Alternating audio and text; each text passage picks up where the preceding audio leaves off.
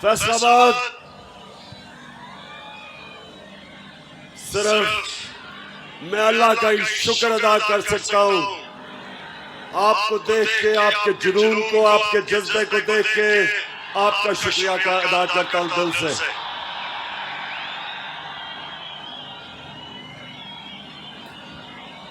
Faisalabad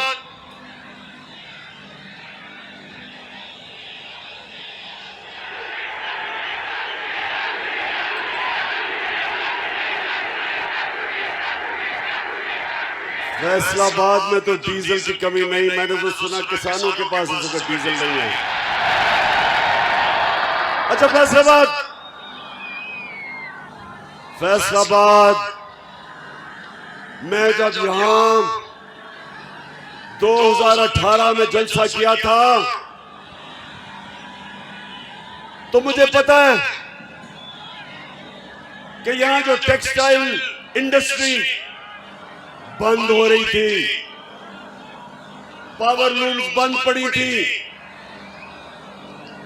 textile industry जो पाकिस्तान की सबसे ताकतवर इंडस्ट्री, फैक्ट्रियां बंद करके हाउसिंग सोसाइटी बनाई जा रही थी। तो मैं आज अल्लाह का शुक्र अदा करता हूं कि हमारे 3.5 साल में फैसलाबाद की टेक्सटाइल इंडस्ट्री ने सारे रिकॉर्ड तोड़ दिए।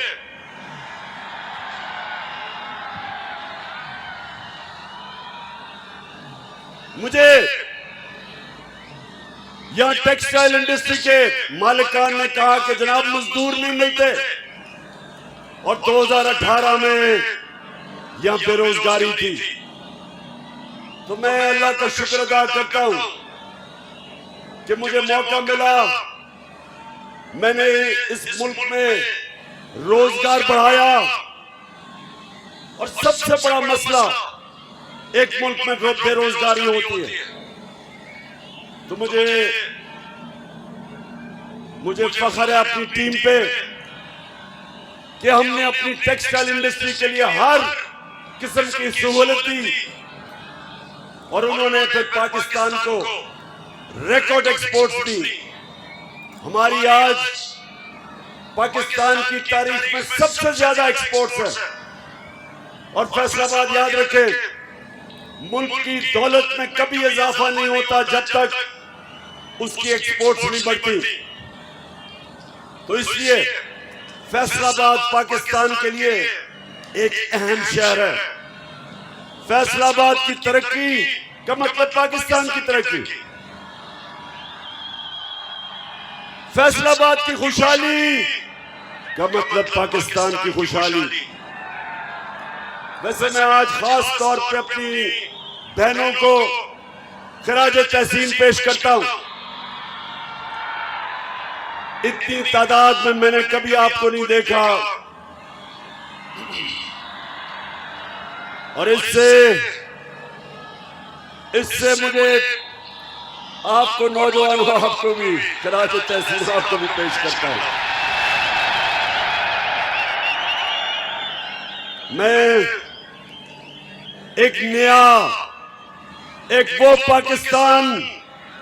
मैं वो पाकिस्तान अपनी आंखों के सामने बनता देख रहा हूं, जो वो पाकिस्तान बनने जा रहा है जो इलामा इकबाल की ख्वाब थी और जो कायदे आजम की जद्दोजहद से बना था। एक आजाद पाकिस्तान, हकीकी आजादी के लिए मैं देख रहा हूं कि मेरी कौम मेरे साथ निकल रही है, और मुझे खुशी ये है कि सिर्फ इसके नौजवान ही नहीं निकल रहे, बल्कि हमारे बुजुर्ग, हमारी ख्वातीन और हमारे बच्चे भी।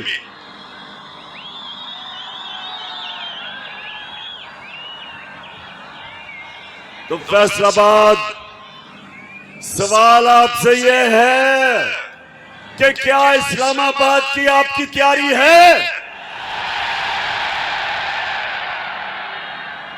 क्या आप तैयार हैं जब मैं आपको इस्लामाबाद की कॉल दूंगा, आप तैयार हैं? मुझे ये बताएं, लोग कहते हैं बहुत गर्मी है, मैं ये कहता हूं कि अगर इमरान खान अगर उसके लिए गर्मी नहीं तो मेरे नौजवानों के लिए बिल्कुल गर्मी नहीं है। तो फैसलाबाद, मैं आज एक सवाल पूछ रहा हूं कि जब मुल्क की दौलत में इजाफा हो रहा था, एक्सपोर्ट्स बढ़ रही थी, तारीखी हम इस मुल्क में पैसा इकट्ठा कर रहे थे, टैक्स इकट्ठा कर रहे थे, किसानों को वो पैसा मिला है जो पाकिस्तान की तारीख में कभी किसानों को इतना पैसा नहीं मिला। उन्होंने अपनी पैदावार बढ़ाई, इस बार भी 4 फसलें रिकॉर्ड हुई, चावल, गन्ना, आलू और मकई रिकॉर्ड हुई, किसानों के पास पैसा आया, किसान खुश। इंडस्ट्री 11 सालों में सबसे तेजी से पाकिस्तान की इंडस्ट्री बढ़ रही थी। तो मैं ये सवाल पूछता हूं कि ये साजिश जो इस मुल्क के खिलाफ अमेरिका के अंदर तैयार हुई और यहां मीर जाफर और मीर सादिक ने साजिश करके हुकूमत को गिराया, मेरा सवाल ये है कि ये जो लोग साजिश करके अब ऊपर बैठे हैं, अब बताएं कि क्या आपसे मुल्क संभल रहा है? रुपया हर रोज गिर रहा है, स्टॉक मार्केट गिर रही है, महंगाई बढ़ रही है, और मैं वो टीवी चैनल्स और मीडिया हाउसेस से पूछता हूं कि क्यों नहीं अवाम के अंदर जाते और पूछते, लोगों के सामने माइक रखे और पूछे कि जनाब टमाटर कितने महंगे हुए, मुर्गी कितनी महंगी हुई। मुर्गी की कीमत दुगनी हो गई क्योंकि हमजा शबाज मुर्गी की कारोबार में है, दुगनी हो गई है उसकी। जरा जाए लोगों से पूछे लोगों से। और जब आप टीवी का कैमरा लेके जाएंगे लोगों के पास, तो आप लोगों से 2 चीजें सुनेंगे, 2 लफ्ज सुनेंगे। एक होगा गद्दार और दूसरा होगा चोर।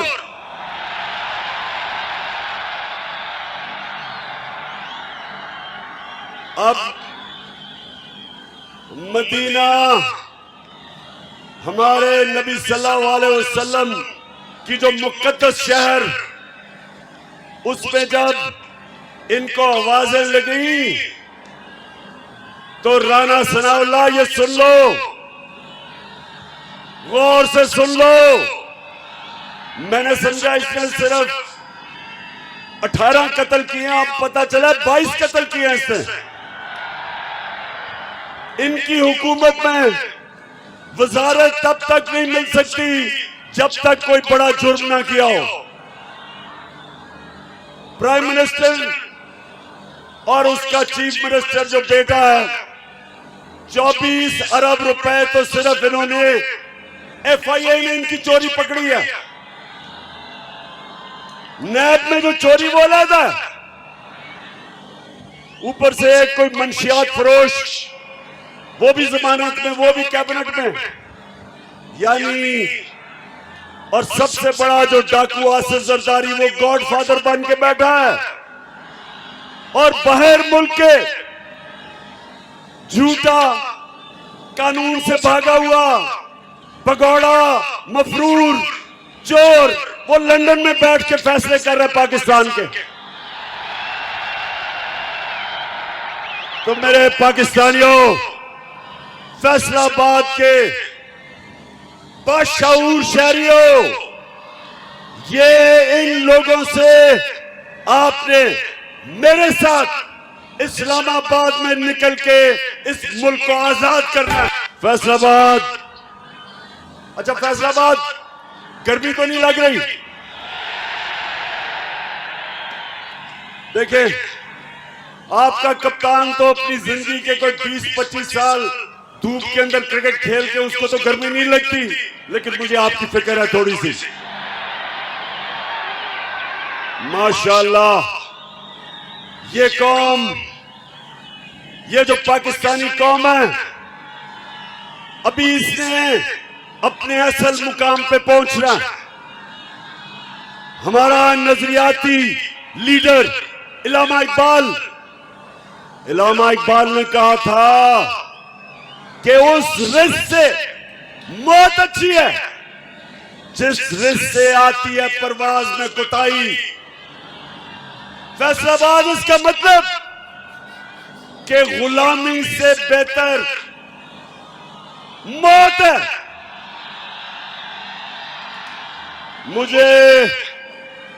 मुझे पता चला चंद दिन पहले कि बंद कब्रों में साजिश हो रही है कि देखेंगे इमरान खान का हम क्या करें। हमने इसको 3.5 साल, हमने सारी मीडिया ने मिलके पूरी कोशिश की इसको खत्म करने की। सबसे मुश्किल पाकिस्तान की तारीख के माशी हालात दिए, उसमें से भी निकल गया। फिर 100 साल में एक दफा इतना बड़ा बुरहान आता है जो कोरोना का था। हिंदुस्तान में तबाही आ गई, 55 लाख लोग वहां मर गए कोरोना से, माइशत उनकी बैठ गई। उन्होंने सोचा कि इसमें से तो नहीं बचेगा। अल्लाह का करम है कि उससे भी हम निकल गए। बल्कि दुनिया तारीफ कर रही थी पाकिस्तान की कि वो मुल्क है जिसने सबसे बेहतरीन तरीके से कोरोना के अजाब से निकला, अपने लोगों को भी बचाया, अपनी माइशत को भी बचाया, अपनी इंडस्ट्री को भी बचाया, अपने मजदूरों को भी बचाया, अस्पतालों को भी। कहीं वो वक्त नहीं आया कि हमारे अस्पताल भर गए। और जब वहां से भी निकल गया, फिर माइशत भी ऊपर जाने लगी, इंडस्ट्री भी चल पड़ी, कंस्ट्रक्शन इंडस्ट्री भी चल पड़ी, किसानों के पास भी पैसा आ गया।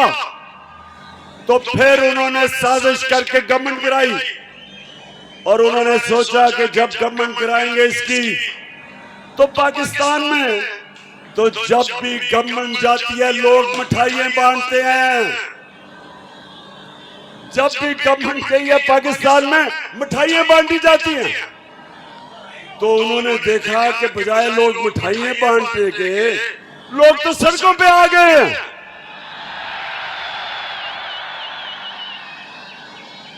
लोग इस तरह निकले पाकिस्तान में कि मैंने तो इस मुल्क की तारीख में इस तरह अवाम को सड़कों पर नहीं निकलते देखा। तो जब ये देखा कि अच्छा ये तो लोग भी निकल रहे हैं, और खौफ आना शुरू हो गया इस्लामाबाद का कि इस्लामाबाद में अवाम का समुंदर आने लगा, तो फैसला किया कि इस तरह तो बात नहीं बनेगी, इसको दुनिया से ही फारिग किया जाए। तो मैंने इसलिए फैसलाबाद के लोगों और मेरे पाकिस्तानी कौम जो देख रही है, मैंने इसलिए एक वीडियो रिकॉर्ड किया। उस वीडियो के ऊपर मैंने एक एक का नाम लिया जो इस साजिश में मुलव्वस था, जो पिछली गर्मियों से साजिश हो रही थी। एक एक का मैंने नाम लिया इस वीडियो में। और मैंने ये क्यों किया? क्योंकि मुझे पता है पाकिस्तान की तारीख कभी भी इस मुल्क में ताकतवर मुजरिम को नहीं पकड़ा जाता। लियाकत अली खान के पीछे, कत्ल के पीछे कौन था? कभी नहीं कोई पकड़ा गया। जुल्फिकार अली भुट्टो का जो जुडिशियल मर्डर हुआ, किसी को सजा नहीं मिली। जिया उल हक का जहाज जो गिराया गया किसी को नहीं पता चला। इसलिए मैंने फैसला किया कि सारी मेरी कौम को पता चलना चाहिए कि इस साजिश के पीछे कौन था। डॉक्टर अलवी पाकिस्तान के प्रेसिडेंट ने पाकिस्तान के चीफ जस्टिस को खत लिखा। उसने वो मुरासला बताया जिधर अमेरिकी डोनाल्ड लू ने पाकिस्तान के सफीर को वॉशिंगटन में बुला के धमकी दी कि अगर इमरान खान को तुम नहीं निकालोगे, अदम एतमाद को कामयाब नहीं करोगे इसके खिलाफ, तो पाकिस्तान को मुश्किलों का सामना करना पड़ेगा। धमकी दी उसने। सोचे 22 करोड़ का पाकिस्तान का मुंतखब प्राइम मिनिस्टर और एक हमारे एम्बेसडर को धमकी देता है कि अपने प्राइम मिनिस्टर को अगर तुम नहीं निकालोगे जो साजिश थी अदम एतमाद की, तो पाकिस्तान को मुश्किलों का सामना करना पड़ेगा। और फिर कहता है कि अगर ये साजिश कामयाब हो गई, यानी अदम एतमाद कामयाब हो गया, तो हम सब कुछ माफ कर देंगे, हम सब कुछ माफ कर देंगे। अमेरिकी और डोनाल्ड लू, तुम हो कौन हमें माफ करने वाले?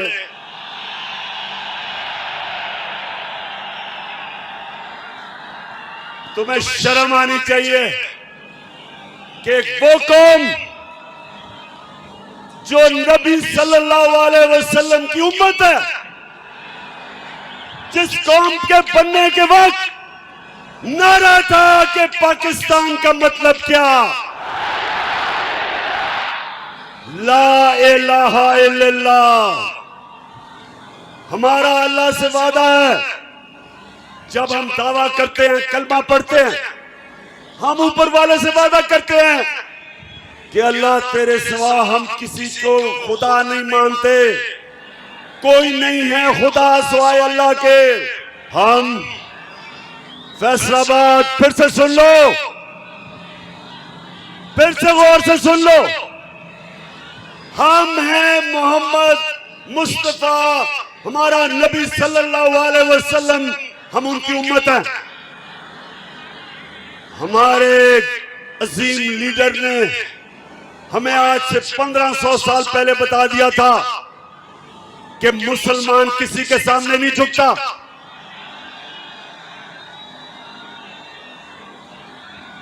उसने हमें यह हिदायत की थी कि ला इलाहा इल्लल्लाह इंसान को गैरत देता है। एक छोटे से इंसान को बड़ा इंसान बना देता है। ला इलाहा इल्लल्लाह इंसान की वो जंजीरें तोड़ता है जो इंसान को बड़ा इंसान बनने से रोकती हैं। खौफ की जंजीरें तोड़ती हैं। पैसे की पूजा करने वाली जो बुत है उसको तोड़ता है। जो लोग इंसानों से डरते हैं, सुपर पावर से डरते हैं, वो शिर्क करते हैं, क्योंकि खौफ का बुत तोड़ना एक इंसान को बड़ा इंसान बनने के लिए सबसे ज्यादा जरूरत है। तो ना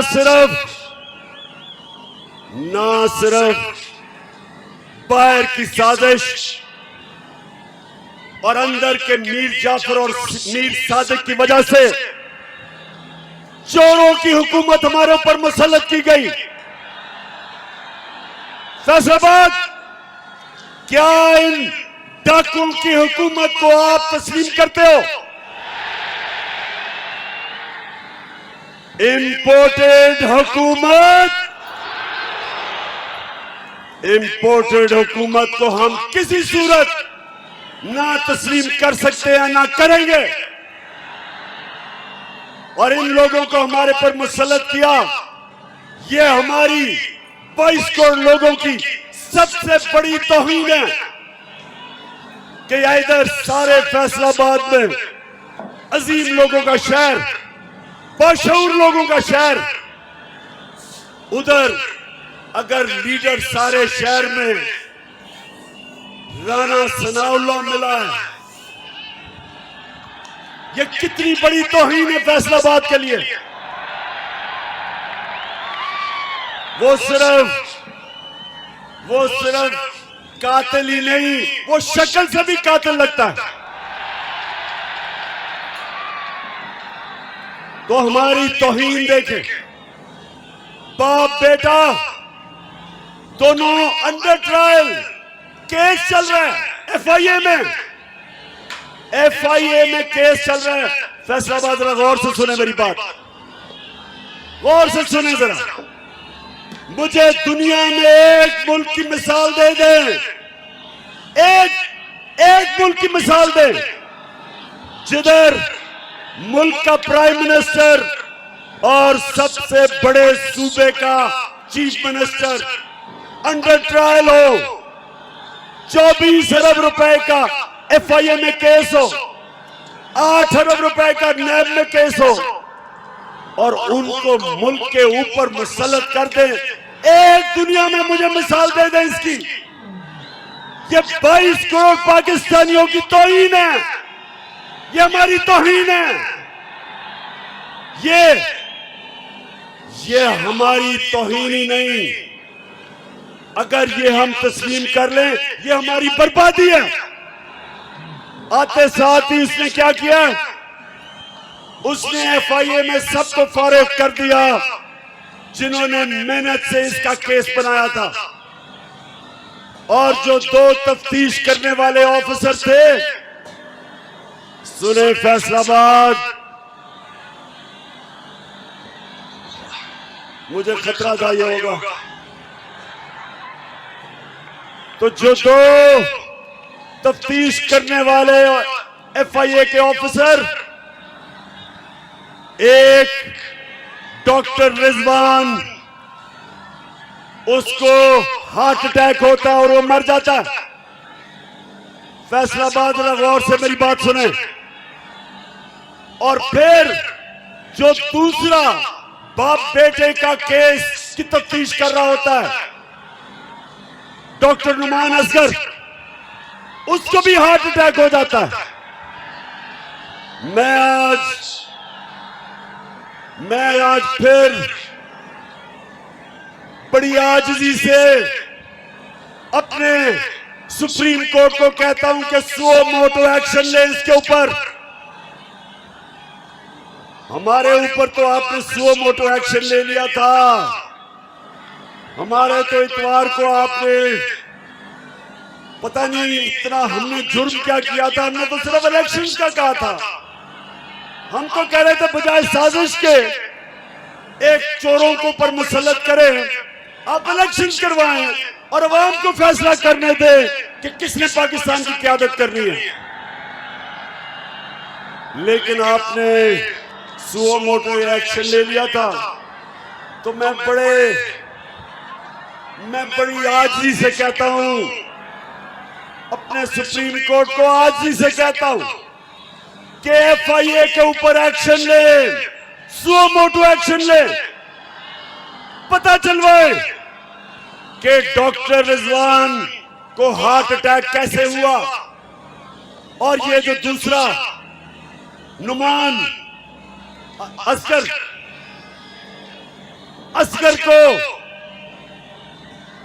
को हार्ट अटैक कैसे हुआ।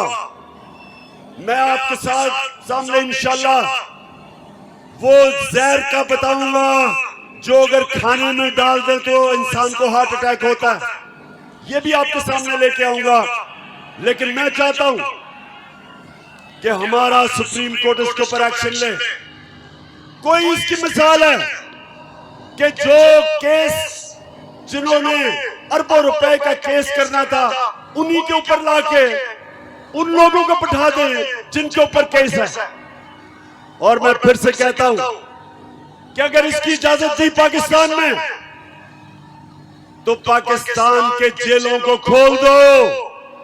ये जो गरीब लोग जेलों में भरे हुए हैं, इनको निकाल दो। इनकी तो छोटी छोटी चोरियां हैं। किसी ने भैंस चोरी की, किसी ने मोटरसाइकिल, घर में फाका है, बेरोजगार है, इनको निकाले जेलों से। अगर इतने बड़े बड़े डाकुओं को आपने नहीं पकड़ना,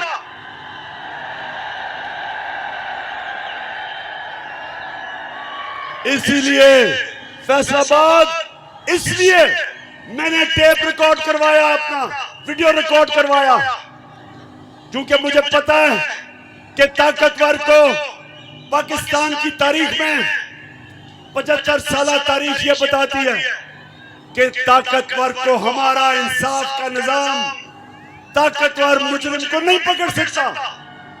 इसलिए मैं अपनी अवाम के ऊपर छोड़ूंगा कि अगर मुझे कुछ हुआ तो पाकिस्तान की अवाम, आपने मुझे इंसाफ दिलवाना है। बताएं, आप मुझे इंसाफ दिलवाएंगे? आपने मेरे से आज 2 वादे करने कि जब खुदा ना खास्ता अगर कुछ होता मुझे, तो जो वीडियो पब्लिक में जाएगी, जिन जिन लोगों को मैंने नाम लिए, आपने उनको एक एक को इंसाफ के कटहरे में खड़ा करना। इससे क्या होगा? इससे ये होगा कि पाकिस्तान की तारीख में पहली दफा ताकतवर कानून के नीचे आएगा। मेरे नबी सल्लल्लाहु अलैहि वसल्लम ने आज से 1500 साल पहले कहा था, फैसलाबाद, आज से 1500 साल पहले उन्होंने कहा था कि कौमें तबाह तब होती हैं जब छोटा चोर जेल में जाता है और बड़े डाकू को वो रियासत नहीं पकड़ सकती, उसको कानून के नीचे नहीं ला सकती, वो इंसाफ नहीं कर सकती। जो कौम इंसाफ नहीं कर सकती तबाह हो जाती है। इसलिए मैंने आप सबको कहा है कि जब आप वो वीडियो कैसेट देखेंगे, आपने सबने मुझे और इस मुल्क को इंसाफ दिलवाना है। दिलवाओगे? और दूसरा, आपने वादा करना मेरे से, आपने मेरे से ये वादा करना है कि आप हो मेरे नबी सल्लल्लाहु अलैहि वसल्लम की उम्मत, दुनिया के सबसे अजीम लीडर। आपने कभी भी किसी किस्म की गुलामी कबूल नहीं करनी। तो मेरे पाकिस्तानियों, मेरे गयूर दिलेर पाकिस्तानियों, कभी एक और वादा करना, आपने कभी किसी उस पार्टी को वोट नहीं देनी जिनके लीडरों का पैसा मुल्क से बाहर पड़ा हो। जब भी किसी पार्टी के लीडर का पैसा, जायदाद, उसके महलात, उसके ऑफशोर अकाउंट्स मुल्क से बाहर होंगे, वो कभी आपके मफादात की हिफाजत नहीं कर सकेगा।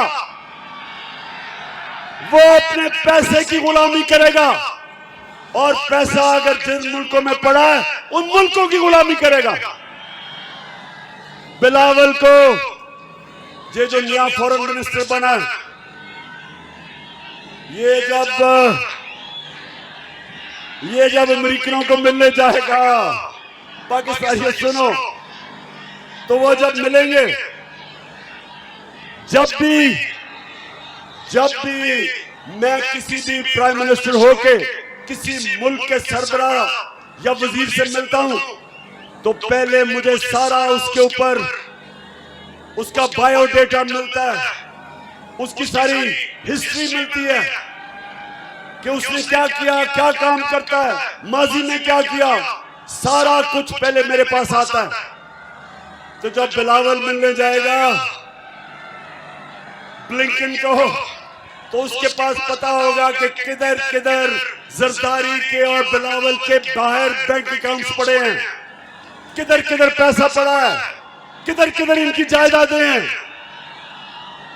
तो ये आपकी मफादात की हिफाजत नहीं करेंगे, क्योंकि उनको खौफ होगा कि अगर हमने नाराज कर दिया अपने आकाओं को तो हमारा पैसा चला जाएगा। ना ही नवाज शरीफ मुंह खोल सकता है, उसके पैसे बैंकों में, लंदन में, प्रॉपर्टीज में पड़े हुए, वो कभी उनको नाराज नहीं करेगा। और शहबाज शरीफ का तो आपको पता है कि बड़ा भाई फौज को बुरा भला कहता है और छोटा भाई जो भी बूट देखता पॉलिश करने शुरू कर देता है।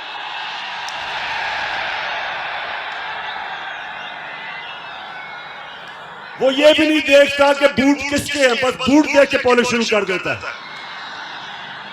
तो ये हैं जो हमारे मुल्क पे मुसल्लत किए हैं। अब इन्होंने मुल्क को तो तबाही की तरफ लेके जा रहे हैं। महंगाई बढ़ रही है, रुपया गिर रहा है, फॉरेन एक्सचेंज रिजर्व गिर रहे हैं। अब ये जाएंगे अमेरिका के पास और सियाल फैसलाबाद सुन लो, अमेरिका के पास जाके कहेंगे कि खुदा के वास्ते हमें बचा लो, कहेंगे कि हमें खुदा के वास्ते पैसे दे दो, नहीं तो इमरान खान वापस आ जाएगा। मेरे से डराएंगे उनको कि खुदा के वास्ते हमारी मदद करो, हमारा दिवालिया निकल गया। तो जब अमेरिकन अगर इनकी मदद करेंगे तो फैसलाबाद सुन लो मेरी बात, कभी भी अमेरिकी मदद नहीं करेंगे जब तक वो इनके गले में जंजीर पूरी तरह टाइट करके नहीं डालेंगे।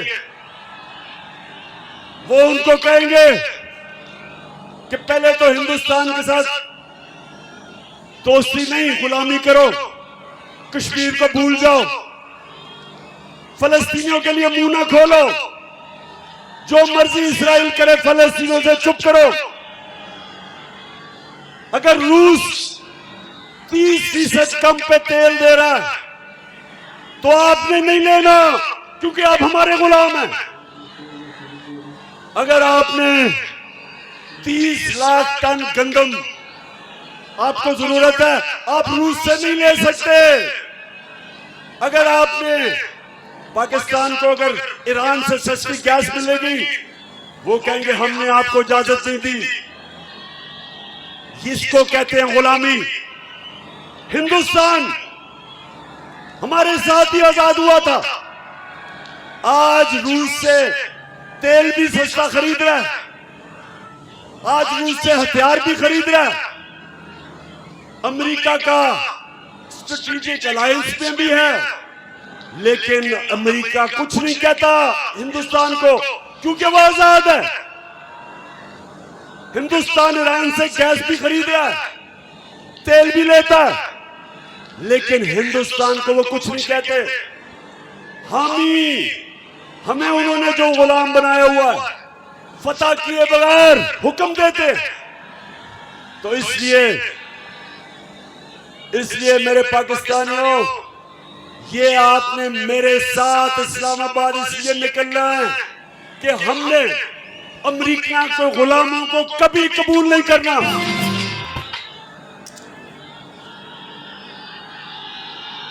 फैसलाबाद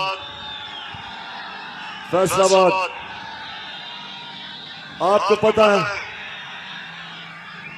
कि इलामा इकबाल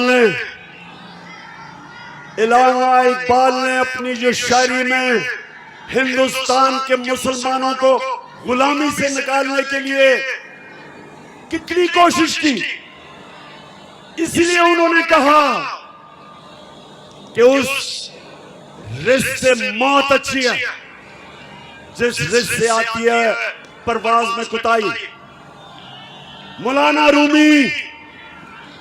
रूमी ने क्या कहा?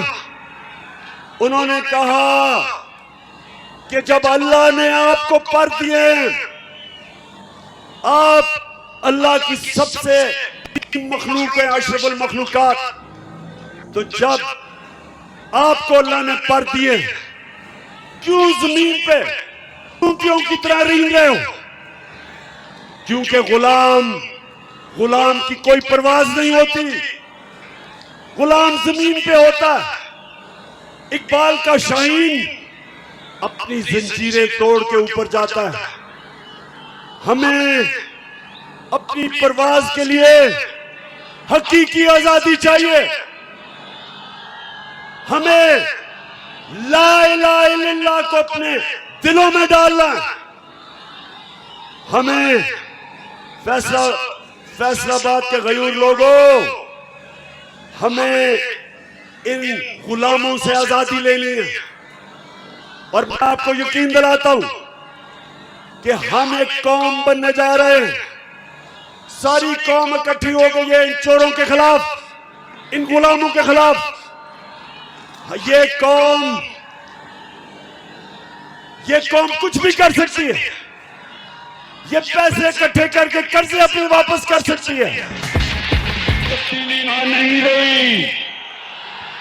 जब एक कौम बन जाती है, जो हमारे नबी सल्लल्लाहु अलैहि वसल्लम ने मदीना में हमारे लिए मिसाल दी, इसलिए अल्लाह ने कहा कि अपने नबी के कदमों पे, सुन्नत पे चलो।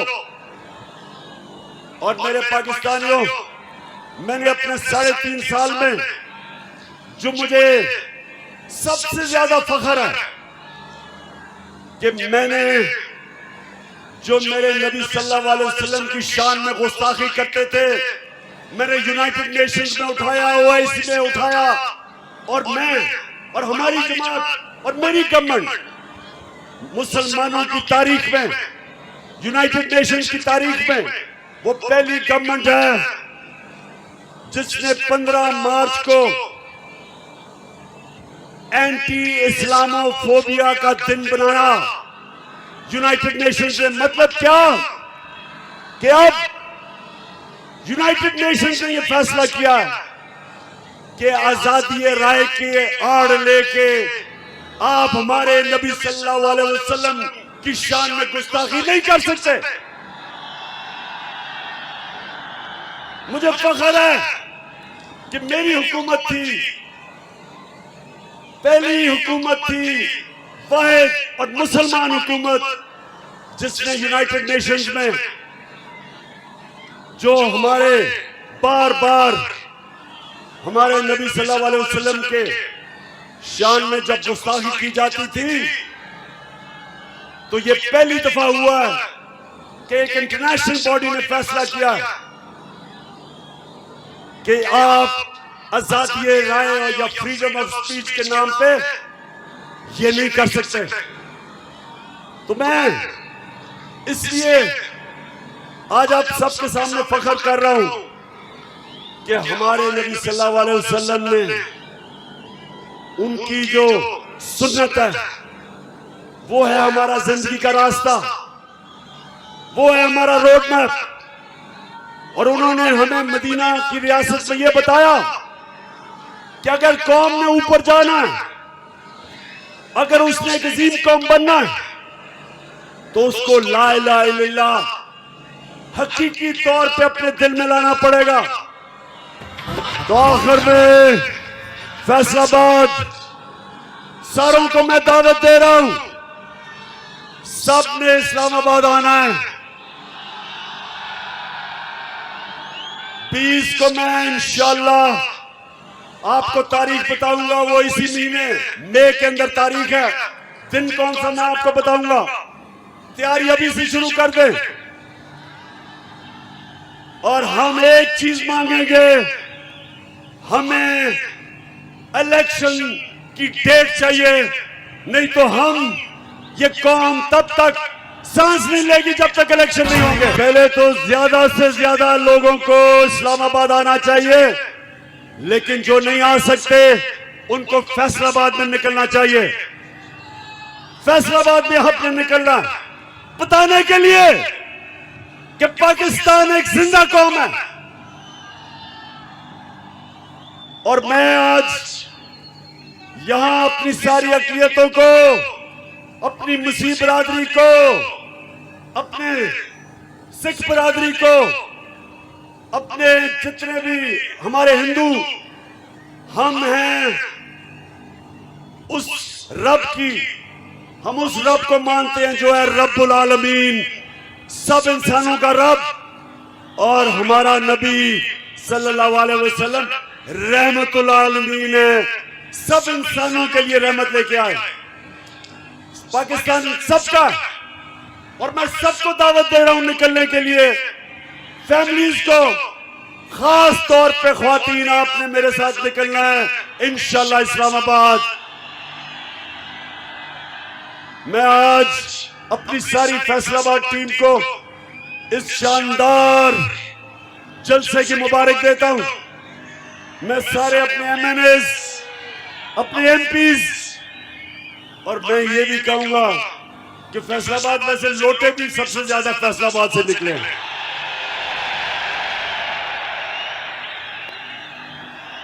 आप